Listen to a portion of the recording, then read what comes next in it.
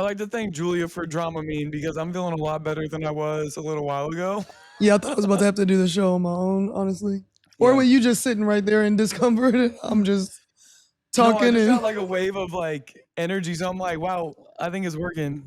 Also, no TV has been turned on since I've been here. We've hit our word count. well, yeah, days because ago. our cold open is supposed to be 30 seconds to a minute and 30. We just spoke for at least 5. Yeah. And we were trying to get to the theme song. Got the theme song. Just turn it on. Just start it, please. I really wish we could have listened to the theme song because I don't know if you guys have your own podcast or not, but like you don't get to listen to the theme song that's added later. So unfortunately, we're gonna have to play that on our own after we finish filming. Unsupervised. Unsupervised.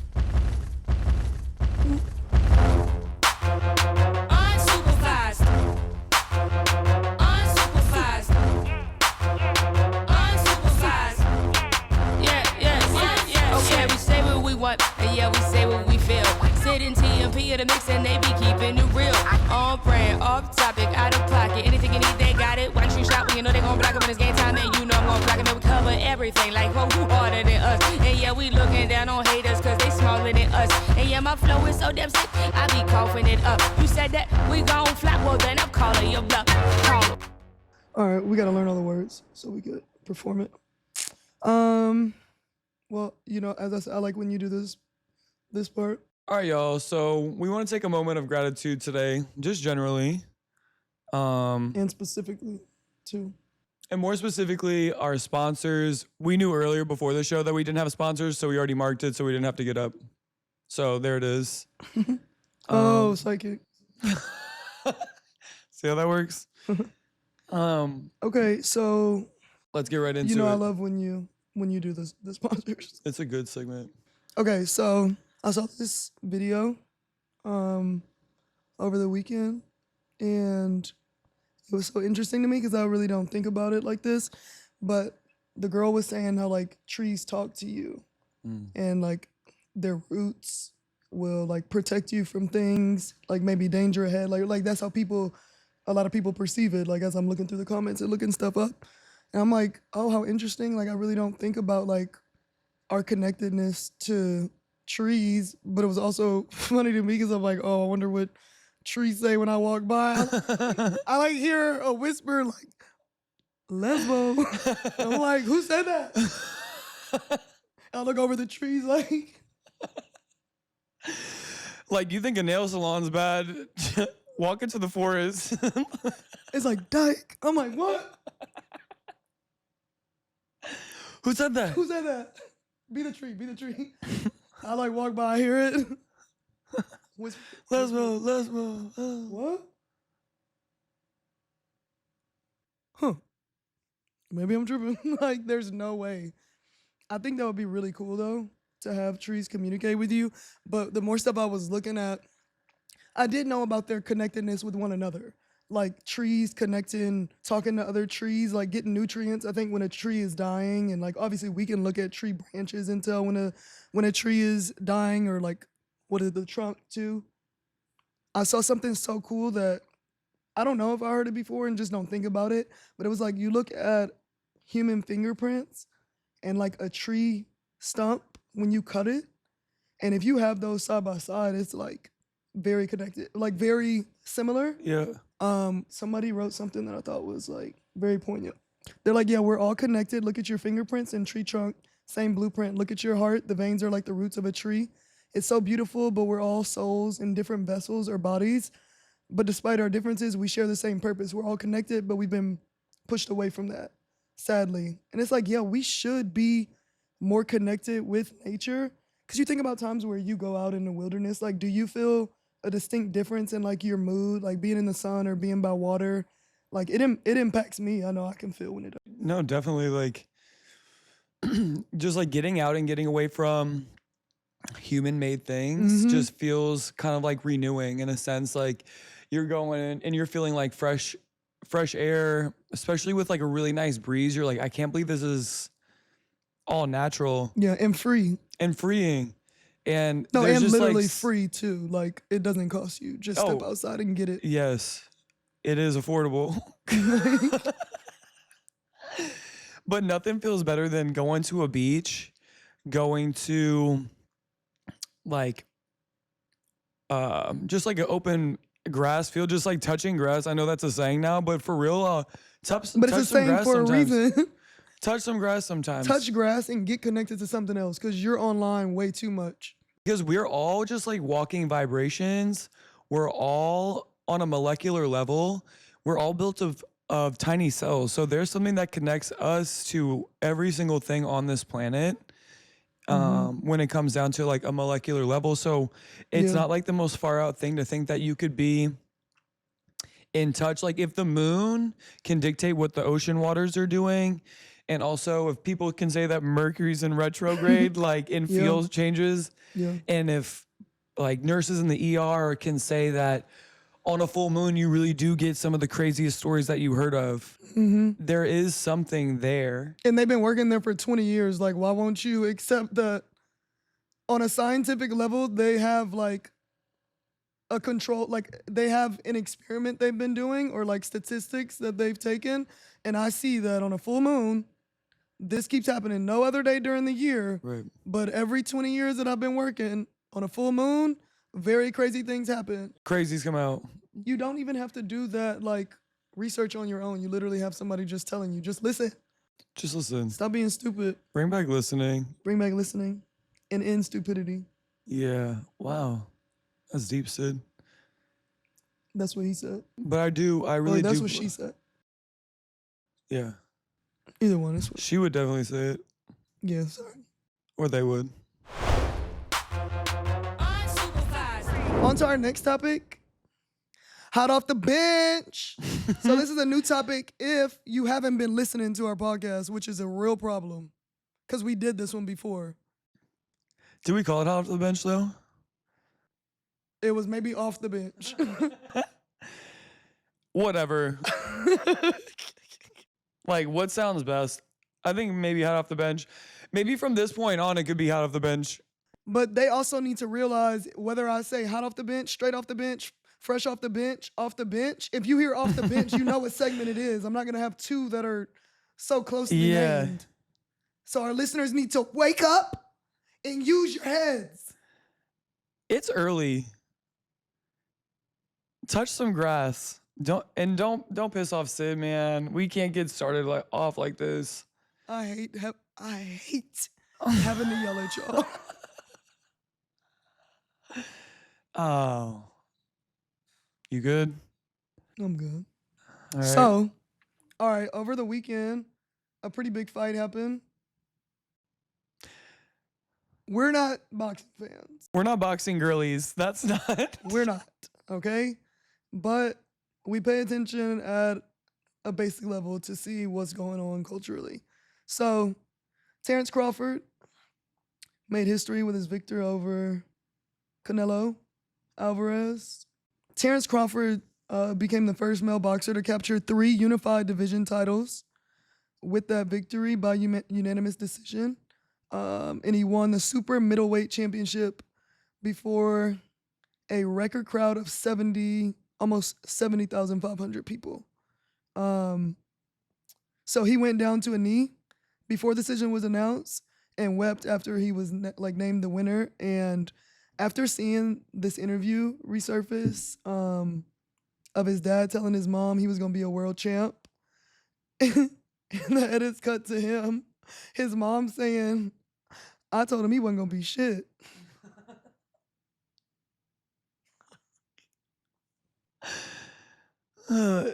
So we're just leading with tough love. Like a stark difference in your parents and not really in the way you're expecting. But like when we went and watched the original piece, not just the clip, the mom said that she used to pay kids in the neighborhood to fight him. Like, I bet you can't beat Bud. If you think you could beat Bud, line up, you'll get $10 if you could beat him. So, like, Marty said it was like, so you were doing like chicken fighting? But with children. But listen, it's not the way that I would ever raise my child. But when I was watching the clip, it became apparent that this mom, like, because he talked about how she wouldn't really hug growing up. She didn't kiss. It was tough love all the time. Yep. There was no like compliment sandwich, like, oh, sweetie, I love that outfit, but like you need to, pull up your pants or like, but I love it though. It's none of that. Change them ugly clothes. So it was just like hard all the time. So when you're seeing her talk, I'm like, okay, this lady probably came from an environment of not receiving any love and maybe receiving the opposite. Yeah. Cause that's wild. But she loves him. And honestly, she got the outcome that she thought she would. He is a multi-time world champion in 3 different weight classes. But was it to spite her? No, I think it was just to prove that he could. If he wasn't shit when he was the shit, then I would just be like, okay, you got to think so now. Yeah. Okay. Yeah, he said it. Now? He does it for him at this point. Like, he's just doing stuff to prove to himself. But at a certain level, if you have a really tough parent, a really tough coach, at some level, people try to prove them wrong or like show them like, you're not going to be right. Except for the people whose teachers say, you ain't going to be nothing and then you're not anything because you didn't try. There's also biases in the world where, but when it comes from your mother, I think it might be a little different. There's just different situations where people try to keep people down. It ends up motivating that fire inside. Yeah. And honestly, this is an incredible feat. I'm not big into boxing, but his story is really incredible to me that he was able to overcome so much. Yeah. No, it was, I'm still not going to watch boxing, but No. good for him. He keeps getting it done. And he said he loves his mom and his mom loves him. That's beautiful. So with that said, I mean, this is kind of going to go hand in hand with what we're talking about next. Just an ode to Black moms. There was a lot of Black excellence at the Emmys. Was something we're going to loosely tie in Robert De Niro because he's been with Black women. He got 2 Black ex-wives. You're right. Mixed kids. So we'll throw him in the ode to Black moms. De Niro got himself He on also stage. loves Black moms He as does well. love Black moms. He got on stage and people just say whatever. Like, I'm so looking forward to the point in my life where I just say whatever I feel like saying because I've served my time on Earth. Correct. So, yeah, I can say this. He got on stage. He said, F Donald Trump. And I think he said it twice. He said it and then stood on To it. end his message too. And it's funny when you see people, if somebody says something controversial, you watch a crowd clap, and you can tell people are clapping because you agree, clapping because you feel forced to clap, and just the people who aren't clapping are just like, And then also the people that are like trying to start a standing ovation, like getting other people to get up as well. Like, we see where you are on the spectrum. We definitely see, we're peeping it. We can see certain eye movements, like everything in that moment. right. I wonder if he did it because he wanted to see someone specifically. Like, did he say that just to Maybe. get a reareaction out of one person? That would be Specifically, would he crazy. do it? Like, I want to know the levels as to why. What drew him? No, for real. Because not many people are doing that. The sociologist in me wants to know. I want to see what he did that for. Yeah, it'd be interesting if there was a story that like he just wanted to. He has a friend that he was questioning. Yeah. He was like, I really got to make sure that Steven is clean. Like, I'm going to make this my award-winning speech. I'm going to make this point. Right. And I'm just peeping out Steven. Like, so I wonder if he got that answer. Well, I don't know. It's funny to think about, though. It is very funny to think about. Have you ever watched Severance? I've seen like a few episodes that you had on when we were at AU. Like you were watching it then and you did that thing where we watched like the same episode 16 times. So I've seen a few. Don't do that. Okay, well, you are missing out. Yeah. You need to go watch it in its fullness. But Tremel Tillman, who is Millicent, like the boss of all of the people who have opted to like have the like severance, to undergo severance, where like your work life gets split up between from your personal. So when you clock in to work, when they go in the elevator, like you see their eyes change or whatever, they like lose their memory from their personal life, private life. And then when you clock out of work, same thing happens. You don't remember what happened while you were at work or the people, nothing. So he's just such a good character in the show. And there's this like drumline scene that he did that probably like sealed the deal in him winning like outstanding supporting actor. But it's just so good to see. He's like shimmying and stuff. It was just you have to see it. Yeah, you gotta watch it, and then you gotta report back another day. But he made history at the Emmys. He's the first Black actor to win Outstanding Supporting Actor in a drama series for his role as Milchick in Severance. And in his speech, you saw the speech? You didn't see it? I don't remember everything that he said in the beginning, but he said, "My first acting coach was tough, but all great mothers are." But it was like such a short speech, but it just made you emotional, or made me emotional in the end. The way he like turned to look at her, because then some of the cast from Severance was also looking like in her direction. Because like, how amazing must that be? Like, I don't know how old he is, but I'm guessing he's in like his 40s. Yep. And he just won an Emmy. And he wasn't a super known actor before this role. So your mother's got to be so proud. And she obviously knew that he was capable of doing great things, which is why he appreciates the tough love that was given. And in that moment probably went full circle for them, which is really special. And yeah, like I'm familiar with like things that he's done in his roles with like other things. And I've always enjoyed him as an actor. So I really do want to check him out with I guess a bigger role. Yeah. And obviously he did. He did an award-winning job. He did an award-winning job. All right. So from Black mothers to Black history. Okay. A lot happened at New York Fashion Week. Lanny Smith, who is, first of all, the owner of Actively Black, but he's also from Houston. So that's important to mention. And if he's not from Houston, he played there and he hooped in high school there. So if he's not, it don't matter. Like, Houston's in his blood. So that's like important to know, because we ain't here.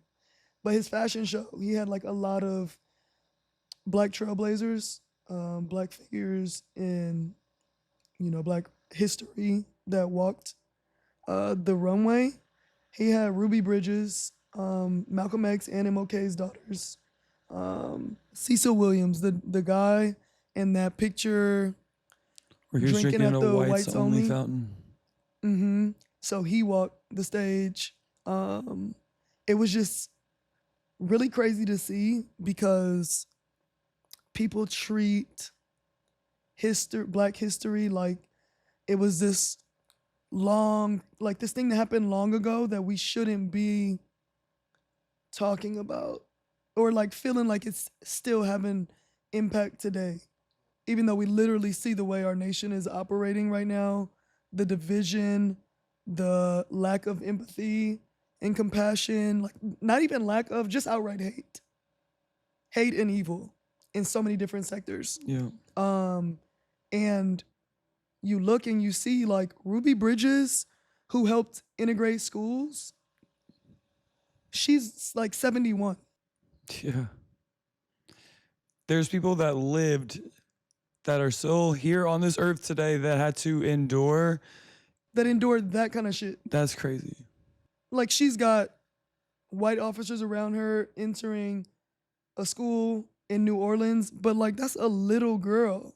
And people were like spitting at her, throwing shit at her. Could you imagine, under any circumstance, seeing any kid of any color walking by and you're throwing stuff at them? As a child.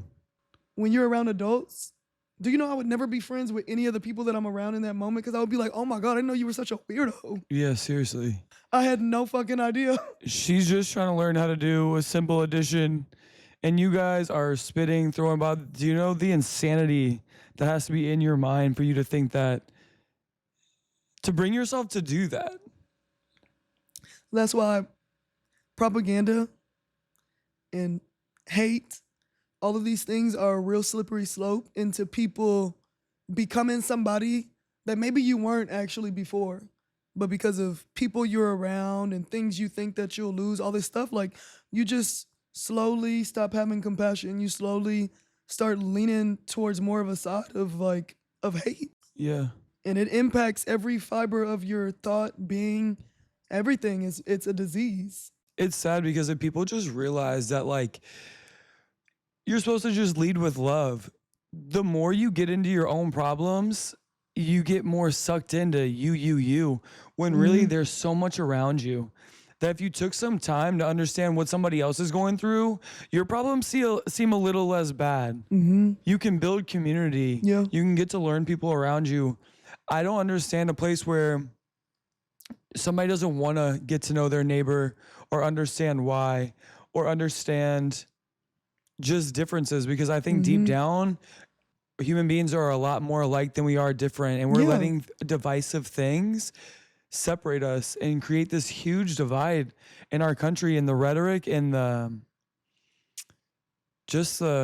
overall The everything. like brainwashing that's happening here is like very scary. And It's literally like what we were just talking about. If we really are so similar to trees, do you think trees are like in the forest like, oh, I'm not with that white tree. I don't like that yellow tree. Girl, come over here. Like, what? those not trees happening. those trees don't wash their hands. Like, that's not happening. Like, we're much more similar than people think. I do think that there are very bad and evil people walking. I Just like agree think with there are you. really good people. I So agree you with do you. need to have discernment. But for the most part, if people would drop all the other stuff that really isn't that important at the end of the day, you would find commonality. But people are what? Stupid. On to I the love next when thing you say before we- that. Before we both get irritated. So some more crazy stuff that happened. The Clips and several other performers went to the Vatican. Went to the Vatican for a concert or like performance, whatever, and it was co-directed by Pharrell and Andrea Bocelli, an Italian tenor. Yeah, I looked that up. I'm bringing y'all Dang. facts. which is unlike us, really. So unlike us. We just give a bunch of. You're on it opinions. today, Sid. Thanks, girly.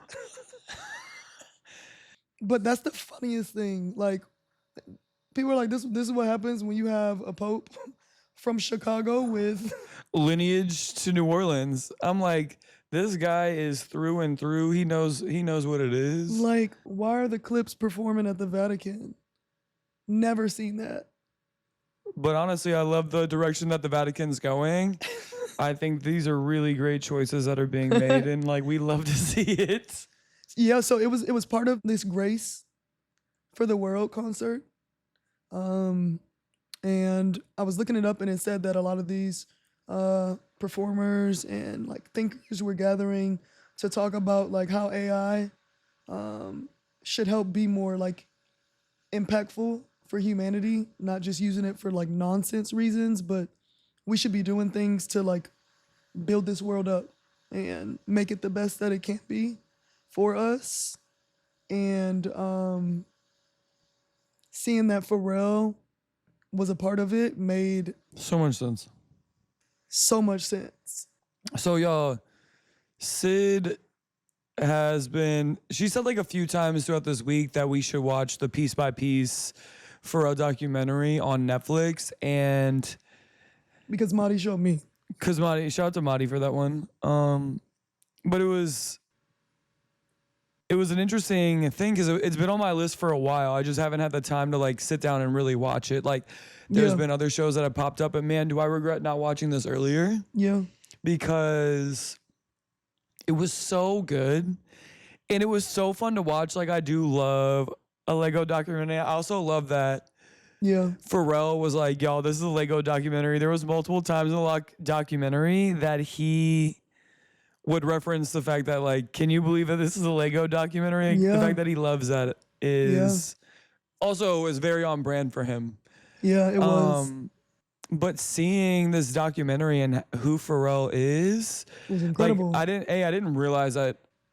Well, before we get there, like, this whole thing is about to take us into our segment called Deep Voices, Deeper Convos. Unsupervised. Ooh. So that was Wiggity, good. wiggity. Man, it's just necessary. So many people, somebody under this video will inevitably say, damn, their voice is deep. Damn them, man. And the babysitters come after them. Like, I've seen comments where like somebody's like, what's wrong with those women's voices? So at least they're acknowledging the fact that we're women. But then somebody's like, no, them ain't women. And we're like, no, we're just having to watch this dialogue, but we're like, we are. There's like 130 comments underneath, and you're like, well, what's going on here? It's just... We're like, yo, the video's blowing up, it's doing well, but like 132 of the 135 comments are just that one conversation about us being men.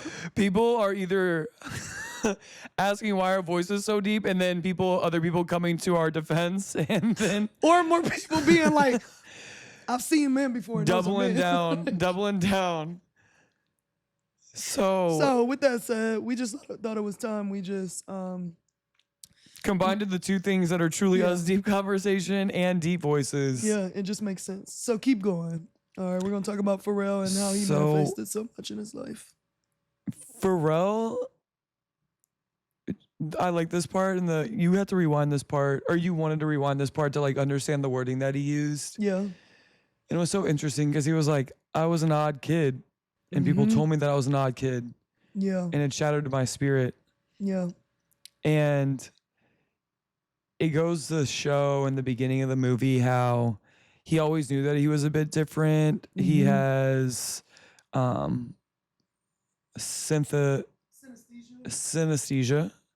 And that is where your mind's eye can see color when you are listening to music. And there was just so many different things about him that he didn't ever fit into a box. And he was in an area in Virginia Beach where he was just around his family a lot. He was around the friends that he wanted around. He was very particular about who he surrounded himself with from a very early age. Yeah. And he did things that he loved. And he also seemed to be the type of kid that found value in everything around him. Yeah. Like he was a skateboarder in an area where black people were not skating. Like, what is this black kid doing skateboarding? But like, that's what he wanted to do. He was what I think Carl Sagan, he said he used to listen to like a bunch of or watch him a bunch on TV, and he loved the way that he explained the world and it made sense to him. And so, he'd be running in the apartment complex, flying a rocket or whatever. He would be like, oh my God, he's odd, like he's weird. But he knew what he was inspired by from a very young age. I found that really, really interesting. Because he talked about finding school difficult when he was younger, and he had anxiety. He was like switching from 2 teachers when you're in 6th grade to having like 8 when you're in the 7th grade was like a lot. Right. So I just wouldn't show up to stuff sometimes, or just had him anxious. So the teacher or like the principal called his mom and was saying like he has enough credits to pass, or the grades to pass. And she was like, no, he needs to do it again. So he had to repeat 7th grade. Because his mom knew that he was a really smart kid. She said didn't he feel was like brilliant. he was a brilliant kid. She said he was brilliant. And she didn't feel like he was applying himself because she knew that he was brilliant. And that was so necessary. When you look at what his life panned out to be like, you needed parents that were going to be hard on you to some degree, because we have hindsight to see like, all right, he was brilliant and he became who he became. And we both feel the same about like the school system. Like, it's way too structured and regimented for some people who are more like outside the box thinkers. It's like, no, they want you to do this like this, answer this like this. Sometimes there's not a lot of wiggle room for if you don't learn this way. And sometimes you're immediately cast into special classes, but it's like, they actually might be smarter than a lot of the kids that you have in their class, but you're not giving them the resources to help them learn at the same level, which is equity. And also the way that you're measuring that kid's intelligence isn't the way The that that same. kid's intelligence will shine. He didn't like school. Like, he appeared to have ADHD. Like, he said he had anxiety, but he was very smart. You know, it just wasn't, I don't know how he was book smart, but maybe it just wasn't in the way that other people were. And so I found it good, though, that his mom making him go to school, it did teach discipline. Because even though you may not learn the same, there are good things that come with school: responsibility, discipline, accountability, like doing things on time, all of that. So there are good things that can come from it. But I love that his mom held him accountable, you know, because the producer and the rapper, everything that he became, mogul now, like, that doesn't just happen without discipline. Right.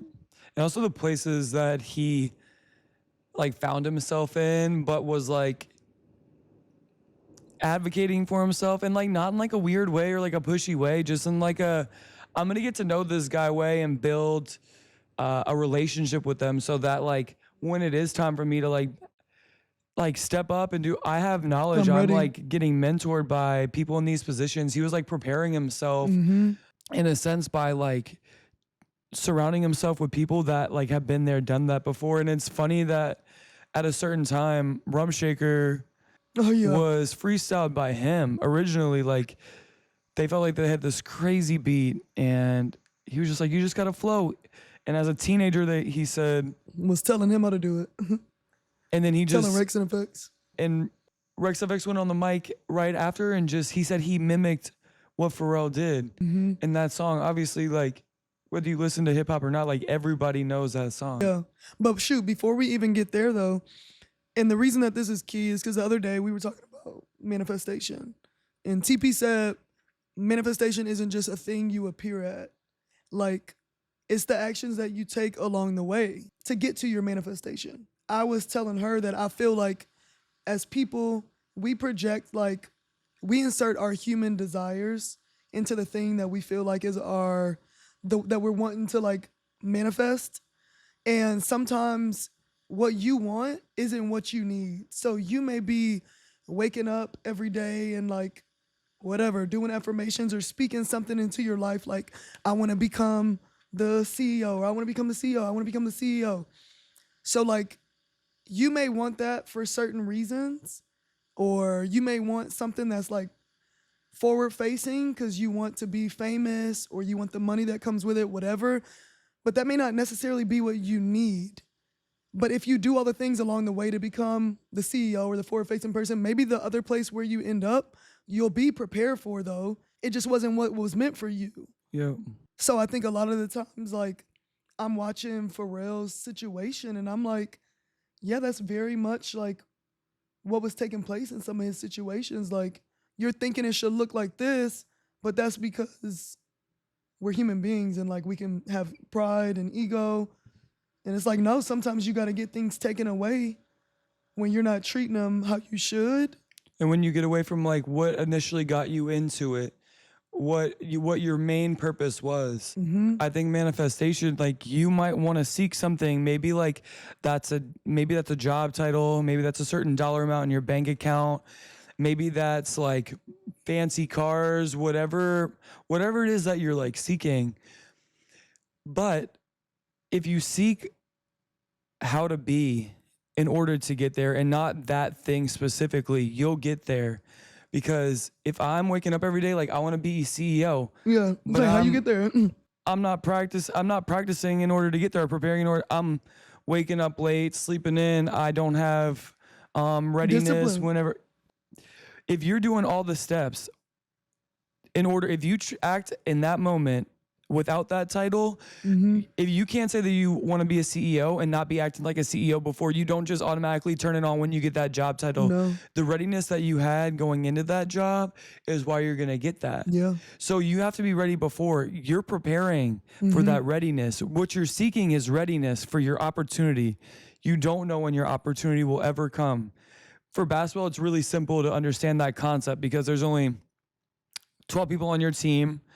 You know numbers, you know the way the game's flowing. You see where you'll get opportunity or not.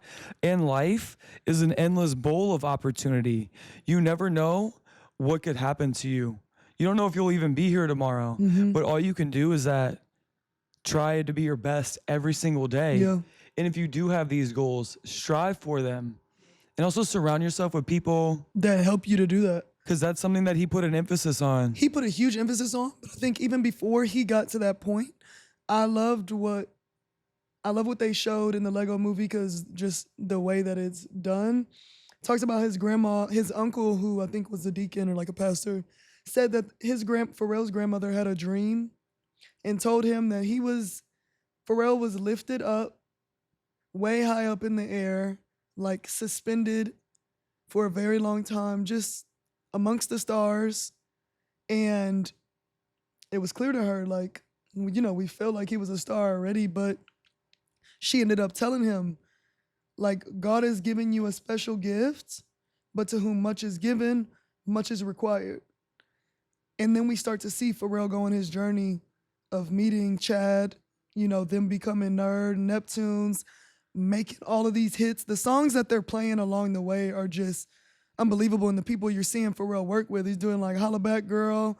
He's doing Drop It Like It's Hot with Snoop Dogg, which was his first Hot in Here. like #1 song. Hot in Here Was Snoop Dogg's first #1 song. Snoop Dogg's first #1. Justin And Timberlake, Snoop Dogg in this interview says that like he was just known as like a gangster. but he was always like feeling like there was something missing in his career, and he was like, I never got to show my fun side. Yeah, And Drop It Like It's Hot was able. to bring out a smile.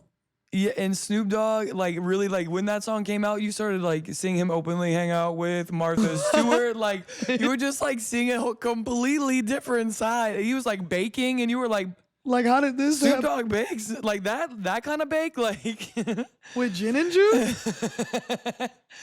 it's just like, but to see someone with like Pharrell's spirit and the way that his spirit resonated, because he was chasing an emotion in people. He wanted, if you were Christian, Jewish, Muslim, black, white, whatever you come from, you can resonate with an emotion. And he was trying to bring that out of people. And he's had so many songs that like you just know, if you listen to music, especially in the 2000s, double-digit Pharrell songs, like not even probably realizing that Pharrell songs. But specifically, he did a song called Happy. I know everybody can remember that song because every single person played it. It was on every commercial. Everybody was happy. Yeah. It was global. It was global. People that don't speak English in any sense were singing this song. We're coming up with dances. Pharrell even says, like, I feel like that song wasn't mine anymore. It was the world's. But to me, that's what artists are supposed to do. It was so powerful. Like, you're supposed to speak to... Okay, he did Happy, and then he did All Right with Kendrick Lamar. Yep. Because he said right after Right. Happy. But it's important to even understand when we What got was to going Happy. on at that point? No, before we got to Happy. Okay. Remember, he said that he had gotten a little too arrogant. He made all these hit songs with Justin Timberlake, Jay-Z, Snoop, Gwen Stefani, like everybody that he And worked the with. Neptunes broke up. Noriega, Neptunes broke up. They said he was such an out-of-the-box thinker that sometimes they got him in trouble. And sometimes he got a little too arrogant. Instead of like staying down on the ground amongst everybody else, you get too carried away. So he went from making #1 hits all the time to not being able to have a single one. So he was just at a low point, having to figure it out. That's when he had to come up with, he's up all night, nigga, I'm up all night to get up. I'm up all night to get lucky. And that was also a huge song. It was a huge song. And he was noticing like, okay, like maybe I can do this again. And the next song that he did, he was bathing his son. Remember, because you're back probably spending more time with your family now. You're not as busy recording because you hadn't been making hits, but you're with your wife and kids, and you start getting like a feeling that you got something on your hands. And the wife hears it while he's, bathing the son and playing with the son. And because she said he was like staring off into the distance. And when he started singing it, she was like, that's it. And I thought that was like so symbolic of how in our lives, when you can get pulled away from like what's important and what really matters, but when you get back around the people that really like care about you and ground you and want to see you do well, that's probably where your biggest inspiration will come from, because you're more closely tied to your purpose. Yeah, you ventured off for a little bit, and the closer he got back to it, and he was doing the most simple tasks, something that he was like, I love being a father. Like, this was something that I value, being able to spend time with my wife and my kid. Yep. So him doing something as monotonous as bathing your son, which you probably do every single night, but this night he said it just came to him. And it was something, he was with his family. He was like brought to tears because he was like, you can take away everything in the world. If I knew that made the people around me proud. Yeah. And if I knew that I made the people around me had my back, he was like, I wouldn't trade that for anything in the world. And I think that's, what he found himself to be missing during that time, and what brought him back, and what also brought Pharrell's music back. And he was able to find it because he was closer to his vibration and where he was supposed to be in life. Yeah. It's like really, he's such a cool guy. He also, is. I love so many Pharrell songs I didn't even realize. You love so many songs. He's such a good, like, I mean, what is he at a Louis right now? Like, Yeah. he's so talented. Like, this man is just.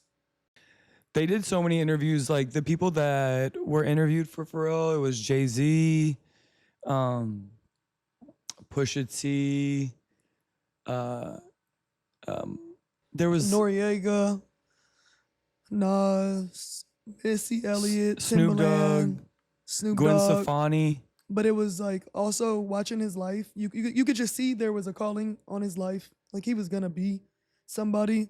Cause just going to school with Missy, Timbaland, and like these people is not normal.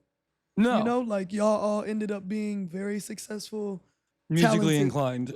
Cause Teddy Riley ended up moving his studio, like having a studio in Virginia Beach, and people in the community were like, you can't just be around here and you're not doing nothing for the community. Right. So Teddy Riley, who is a huge musical producer, Did like Michael Jackson. to let you know like how big, if you don't know who Teddy Riley is, like go look him up. But when people were doing the Versus challenges during the pandemic and after, he was up against Babyface. So that's to let you know, like, your catalog has to be crazy to be in the same conversation with Babyface. Right. Teddy Riley ends up having a studio in the city, or like not even in the city, across the street from the school. And he said, all right, well, will you put me in touch with the principal from that school? We want to start having talent shows. Pharrell was obviously a part of that talent show with Chad, and they got a record deal and started making music while they're in high school.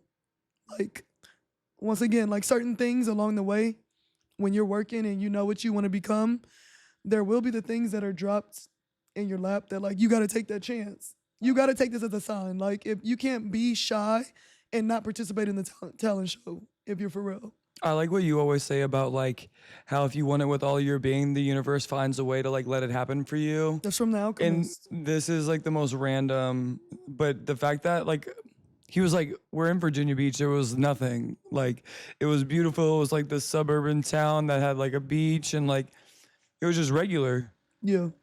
And this big time music Producer. mogul like comes in and just drops a studio in his town Across like, the street from your school.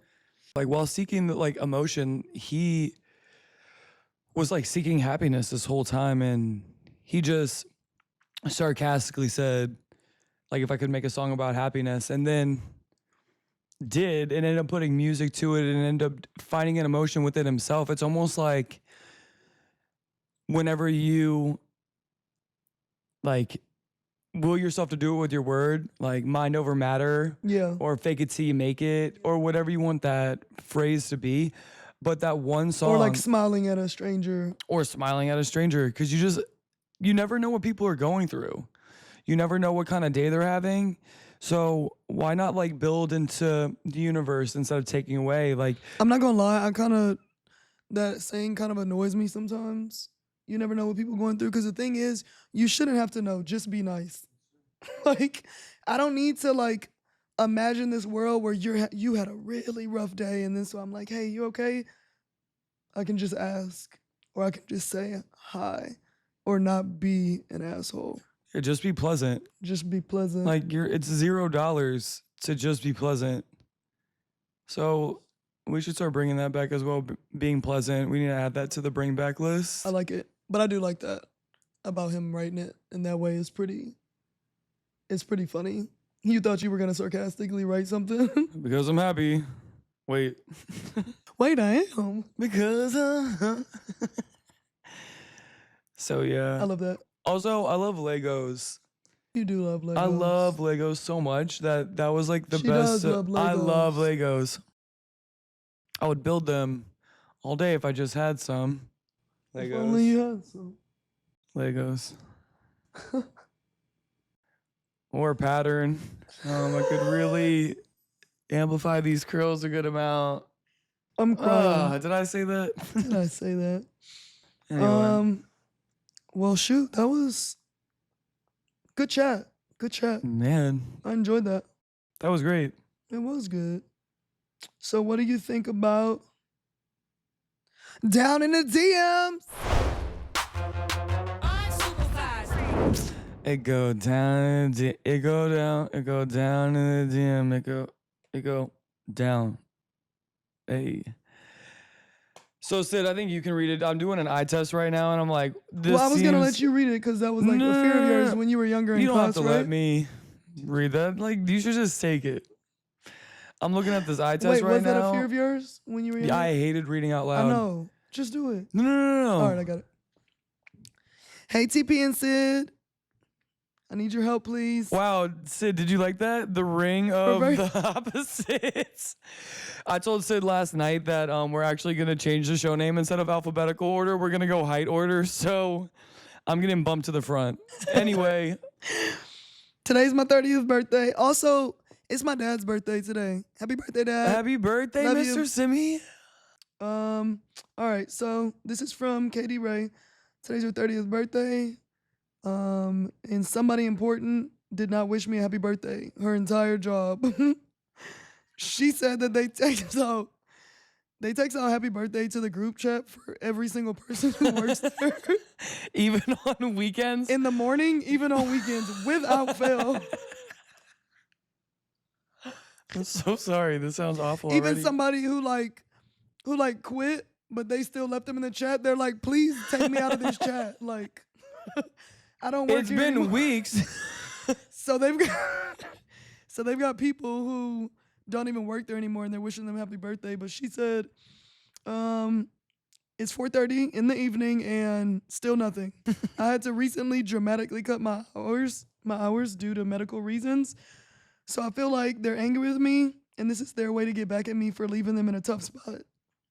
Switching to working a few hours a month was purely to help them out, but now they can go. So what I need help with, I want to let them know that they'll never see this absolute icon Period, girl. again. But just don't quite know how to say it. I'm thinking, sorry for your lost vibes.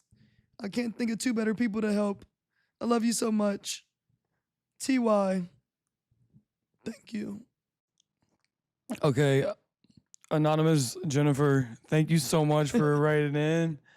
We truly do appreciate you. Also, get well soon. I guess we'll start off by saying that. I hope you feel better. Oh yeah, feel better. And secondly, now let's get down to the juice. So, wow. I've never, I guess, seen a workplace that would just be so spiteful to not wish somebody happy birthday. That's actually wild. So, HR. So what would but you say to HR do? didn't write in either, so probably not them. I'm glad you came to us for it, though. So what would you say for her to do? For her to say something when she quits? I guess you also seem like you do have a sense of humor with the way that this is worded. So I'm appreciating this. If I were to go about it in the way that like would happen in a movie, it's not going to be the way that you should go about it. but I think writing a poem that worked for Sid's birthday You love a poem. would really go out on top. Your answer to everything is prose. You just love poetry. I haven't dabbled in it again since 6th grade. So the fact that Yeah, you're like, tell them with a soliloquy. hit them with some knowledge that they weren't even expecting come. Also, show of hands, babysitters. I love when I do this. Like, we can't see you, but still, please raise your hand unless you're driving. Have you ever written a poem to quit your job? No. Have you been cut? No. With I a don't poem? think they're called poems when people do that. I think it's a manifesto, typically. Unfortunately. It's a big miss. Big miss. So, keep it nonviolent, girly. I would say definitely a poem. Do you have words that you want to put in that poem? You have anything you want to tell her? Or I would like maybe add in, I'm like great with poems. So a line that I like to play with is like fired. So you can say like, before I get fired, I've been really tired of this shit. You guys are making me sick. That's all I could really think of in this moment, but that's how I felt. I would send audio note at 4:30 on the day that I didn't show up, and be like, I'm like, hey y'all, it's 4:30. And they're like, okay. And like, everybody's just putting question marks on my audio note. I was like, oh, well, this was just the same time yesterday that y'all had me absolutely fucked up. Y'all knew it was my birthday. You tell everybody happy birthday every day on their birthday, but you want it to seem like I'm making a big deal out of stuff. I won't be gaslit any longer. I know y'all are mad I had to cut my hours. Damn, like, I gotta live my life. You want me to just die for this job? I got other shit I'm trying to do. So, just to let you know, you won't be playing with me anymore. You played in my face for far too long. I genuinely would rather not have money to pay my rent than to see y'all's faces another day. I was faking for so long and wearing a mask that this is probably the best thing that could have happened to me. I won't say I hate y'all, but I definitely won't not say it. Go to hell. And something important to know, Katie Ray, whenever we have birthdays, like in the WNBA, or at least on the teams that we've been on, Yeah. something to expect from your boss is that they're going to be a part of the paddle wheel line when it's your birthday. So when we're saying paddle wheel, the team is lining up on two sides. Let's try to evenly split it. If we got 12 players, 6 and 6, 6 and 5, because I'm the one. I'm about to run through there. That was a problem That was a problem. We have a video. We do have a video. So you should run through there. You should be sprinting through there because everybody's trying to hit you in the butt as hard as they possibly can. Yeah. So that you do have a good birthday. And maybe they're like, oh, maybe she doesn't experience that sometimes. Let me give her a nut. So that's what should have happened on your birthday, along with a text. So you were robbed. Of so many birthday experiences. It's super unfortunate. Because actually that was where I learned that TP was going to be co-star for our show. We did the birthday. This is actually hilarious. I was telling Sid, this came up recently because I was telling Sid, I think that I'm very funny and I laugh at my own jokes regardless if anybody else is with me or not. But Sid makes me laugh harder than I ever thought that I could. So you might be the funniest person I know, like overall. You are. Okay. So we're doing, it's Sydney's birthday. We also had a hard time figuring out what day this happened. We came to realize that it was a birthday line, so it had to be on her birthday. So we're doing the paddle wheel line, and we stopped to watch every single person's reaction. This is with our 2022 Aces team. Yeah. And I walked through there. You did walk. It was so sick. That was the first time in all my years of playing that I've ever seen I love someone. WNBA birthdays because it means a few lesbos are going to slap my butt. That's so weird, Sid. That's so weird. And honestly, it doesn't even matter, lesbian or not. I'm getting my butt hit several times on my birthday. And so I savored in that moment. Everybody else runs through to not get hurt. I was like, You were absorbing each and every one. And the fact that people were like trying to come with some heat to and like make you feel uncomfortable. But the fact that you didn't made in turn them like stop and stare at you. they hated it. Everybody's individual reaction was so funny Yeah. in this Yeah. video. The person who enjoyed this video the most is not even filmed in it. You can only hear Becky laughing from the side. Becky is having so much fun at Sid's birthday party, which was again the paddle wheel. Becky is weak in the background of this video. You have Kelsey who gets on the side so she can use her right hand, not her shooting hand. She was like, I'm not going to hit you with my shooting hand. Very Kelsey. So Plum hits me. She kind of moves on. Then you got Bay who was like trying to get to her shot. It was trying to. Sydney leaned over early before the paddle wheel started to remove Kelsey from the situation, or remove her to the other side because we were imbalanced from side to side. So you tried to move Kelsey. Bay thought you were starting your run. She went to go slap you, and then she had to withdraw. Pull back, but she was annoyed because she was ready to go shoot free throws. We were wasting her time getting up extra shots with this. So she hits me, takes off. Then on this side, what? De'Erica. You got De'Erica De'Erica and hit me. Shep. De'Erica falls down. She's weak. De'Erica missed the best part. She did miss the best part. We go De'Erica. On this side, we had Jackie. She hits really no emotion. Shocker. Hit stairs. Stairs. Asia's absent this day. Scared. Yeah. Then you have, yeah, it was absent. Then you got Kia on this side, who is also weak because at this point, Kia has hung out with us as the.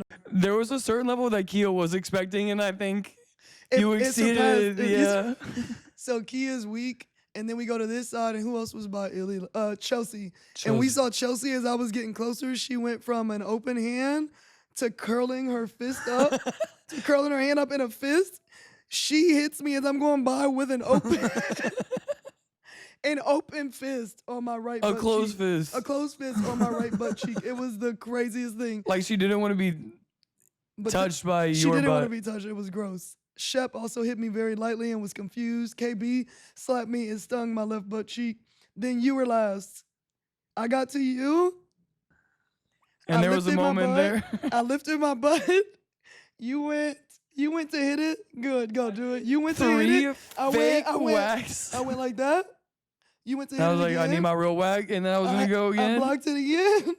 Then you were coming again. and I do a full pop. I let you hit it. I say, ow. You immediately. I have T-Rex arms. Like I don't know what happened to me in that moment, but it was a lot. I immediately hit T-Rex arms. You turn around and you say, "Coaches, staff." Like you needed more slaps. That wasn't enough, and you walked through. This whole video should have taken. It takes people less than 2 seconds, I would say. Like a slow person might take 3 seconds to get through the tunnel. Yeah, it took me 15. It took you over a minute. Oh, all right, whatever. Well, I enjoyed it, but I hope that y'all are able to find your best friend in your workplace because that's when I know me and TP would have a show together. But we can give you more of that story another day because we've gone over probably 6 minutes on what should have been a minute long story, but we just like talking. We'll add the video though. We'll add the video. And then, Okay, bye. but also happy birthday, Becky, because they told you today. Like drag somebody else in. But you like just egg it on. Like I see that you're getting similar treatment, so you feel any empowerment with this. Girl, take the advice and do it for yourself as well. You start dragging other people. In it. Hilarious.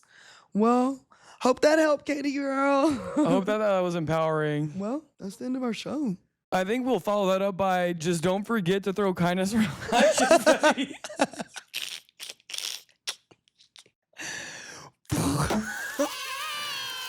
That was fun.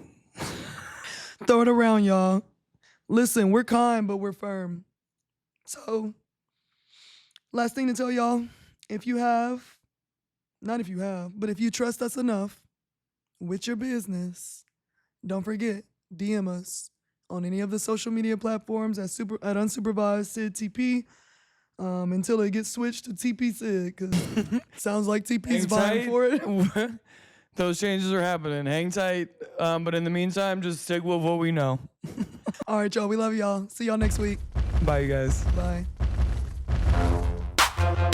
Unsupervised. I've been holding a fart in the whole time. I'm just kidding. What if I brought the mic?